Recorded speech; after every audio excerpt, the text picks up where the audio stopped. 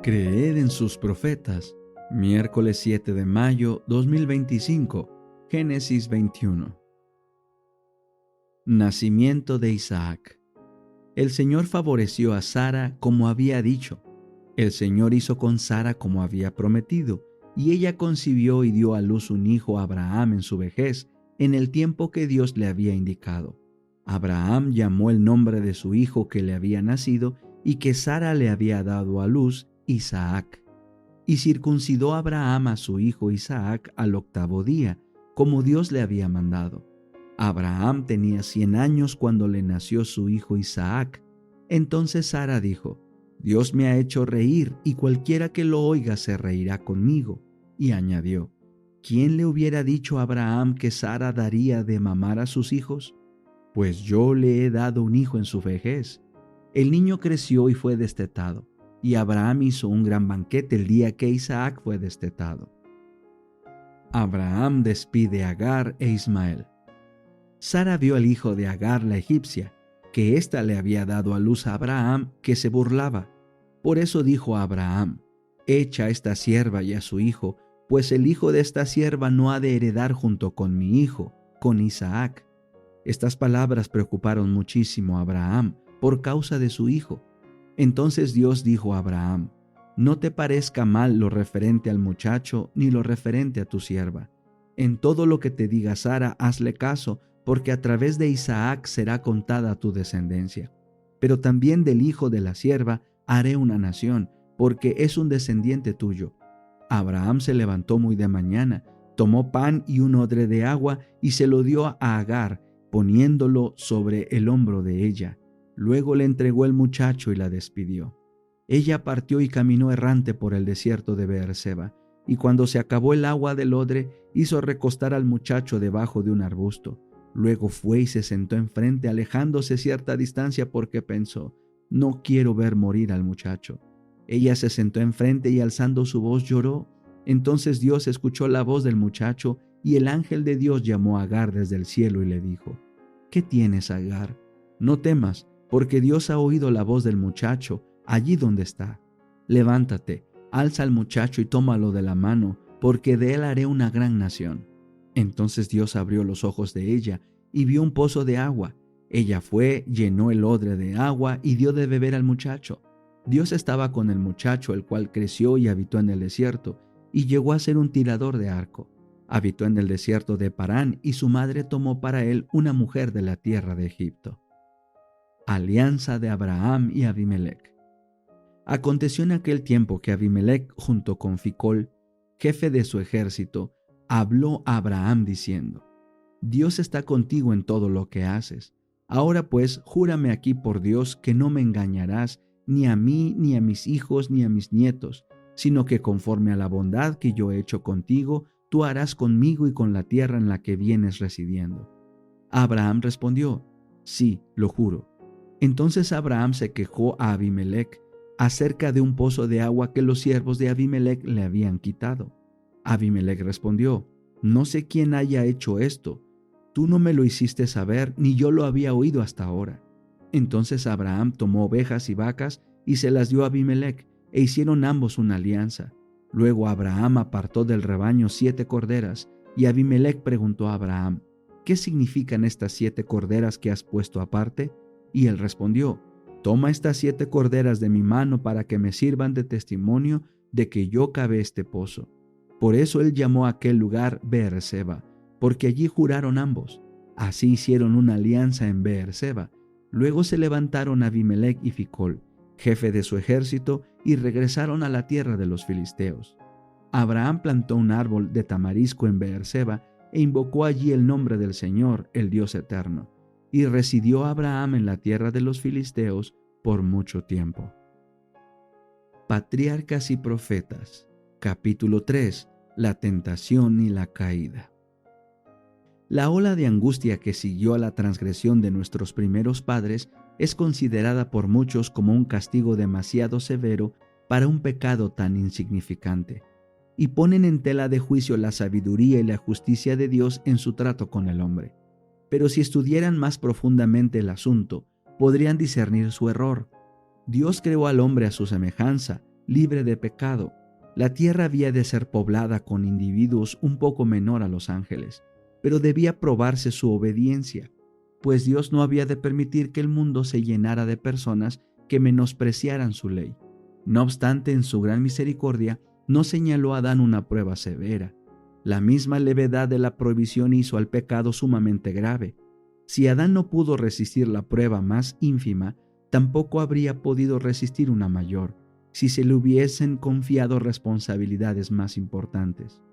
Si Adán hubiera sido sometido a una prueba mayor, entonces aquellos cuyos corazones se inclinan hacia lo malo se habrían disculpado diciendo: esto es algo insignificante y Dios no es exigente en las cosas pequeñas.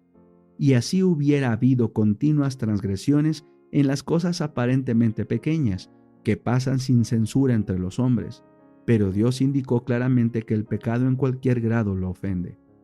A Eva le pareció de poca importancia desobedecer a Dios al comer del fruto del árbol prohibido y al tentar a su esposo a que pecara también. Pero su pecado inició la inundación del dolor sobre el mundo. ¿Quién puede saber en el momento de la tentación las terribles consecuencias de un solo paso errado? Muchos que enseñan que la ley de Dios no es obligatoria para el hombre alegan que es imposible obedecer sus preceptos. Pero si eso fuera cierto, ¿por qué sufrió Adán el castigo por su pecado? El pecado de nuestros primeros padres trajo sobre el mundo la culpa y la angustia, y si no se hubieran manifestado la misericordia y la bondad de Dios, la raza humana se habría sumido en irremediable desesperación. Nadie se engañe, la paga del pecado es muerte, Romanos 6:23. La ley de Dios no puede violarse ahora más impunemente que cuando se pronunció la sentencia contra el padre de la humanidad. Después de su pecado, Adán y Eva no pudieron seguir morando en el Edén. Suplicaron fervientemente a Dios que les permitiera permanecer en el hogar de su inocencia y regocijo. Confesaron que habían perdido todo derecho a aquella feliz morada y prometieron prestar estricta obediencia a Dios en el futuro. Pero se les dijo que su naturaleza se había depravado por el pecado, que había disminuido su poder para resistir al mal y que habían abierto la puerta para que Satanás tuviera más fácil acceso a ellos. Si siendo inocentes habían cedido a la tentación, ahora, en su estado de consciente culpabilidad, tendrían menos fuerza para mantener su integridad. Con humildad e inenarrable tristeza se despidieron de su bello hogar y fueron a morar en la tierra sobre la cual descansaba la maldición del pecado. La atmósfera, de temperatura antes tan suave y uniforme, estaba ahora sujeta a grandes cambios, y misericordiosamente el Señor les proveyó de vestidos de pieles para protegerlos de los extremos del calor y del frío. Cuando vieron en la caída de las flores y las hojas los primeros signos de la decadencia, Adán y su compañera se apenaron más profundamente de lo que hoy se apenan los hombres que lloran a sus muertos. La muerte de las delicadas y frágiles flores fue en realidad un motivo de tristeza, pero cuando los bellos árboles dejaron caer sus hojas, la escena les recordó vivamente la fría realidad de que la muerte es el destino de todo lo que tiene vida. El huerto del Edén permaneció en la tierra mucho tiempo después que el hombre fuera expulsado de sus agradables senderos. Génesis 4:16. Durante mucho tiempo después, se le permitió a la raza caída contemplar de lejos el hogar de la inocencia, cuya entrada estaba vedada por los vigilantes ángeles. En la puerta del paraíso, custodiada por querubines, se revelaba la gloria divina. Allí iban Adán y sus hijos a adorar a Dios. Allí renovaban sus votos de obediencia a aquella ley cuya transgresión los había arrojado del Edén. Cuando la ola de iniquidad cubrió al mundo y la maldad de los hombres trajo su destrucción por medio del diluvio, la mano que había plantado el Edén lo quitó de la tierra. Pero en la restitución final, cuando haya un cielo nuevo y una tierra nueva, Apocalipsis 21:1, será restaurado y más gloriosamente embellecido que al principio. Entonces los que hayan guardado los mandamientos de Dios respirarán llenos de inmortal vigor bajo el árbol de la vida, y a través de las edades sin fin, los habitantes de los mundos sin pecado contemplarán en aquel huerto de delicias un modelo de la perfecta obra de la creación de Dios, incólume de la maldición del pecado, una muestra de lo que toda la tierra habría llegado a ser si el hombre hubiera cumplido el glorioso plan de Dios. Capítulo 4. El plan de redención. La caída del hombre llenó todo el cielo de tristeza.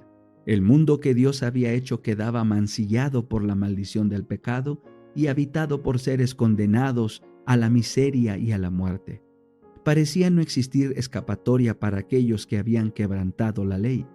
Los ángeles suspendieron sus himnos de alabanza. Por todos los ámbitos de los atrios celestiales hubo lamentos por la ruina que el pecado había causado. El Hijo de Dios, el glorioso soberano del cielo, se llenó de compasión por la raza caída. Una infinita misericordia conmovió su corazón al evocar las desgracias de un mundo perdido. Pero el amor divino había concebido un plan mediante el cual el hombre podía ser redimido. La quebrantada ley de Dios exigía la vida del pecador. En todo el universo, únicamente existía uno que podía satisfacer sus exigencias en lugar del hombre. Puesto que la ley divina es tan sagrada como el mismo Dios, solamente uno igual a Dios podía expiar su transgresión. Ninguno sino Cristo podía salvar al hombre de la maldición de la ley y colocarlo otra vez en armonía con el cielo. Cristo cargaría con la culpa y la vergüenza del pecado, que era algo tan abominable a los ojos de Dios que iba a separar al Padre y su Hijo. Cristo descendería a la profundidad de la desgracia para rescatar la raza caída. Cristo intercedió ante el Padre en favor del pecador, mientras la hueste celestial esperaba los resultados con tan intenso interés que la palabra no puede expresarlo. Mucho tiempo duró aquella misteriosa conversación, el consejo de paz, Zacarías 6:13, en favor del hombre caído. El plan de la salvación había sido concebido antes de la creación del mundo, pues Cristo es el Cordero, el cual fue muerto desde el principio del mundo, Apocalipsis 13:8. Sin embargo, fue una lucha, aún para el mismo Rey del universo, entregar a su Hijo a la muerte por la raza culpable. Pero de tal manera amó Dios al mundo que ha dado a su Hijo unigénito, para que todo aquel que en él cree no se pierda, sino que tenga vida eterna. Juan 3:16. Oh, el misterio de la redención, el amor de Dios hacia un mundo que no lo amaba.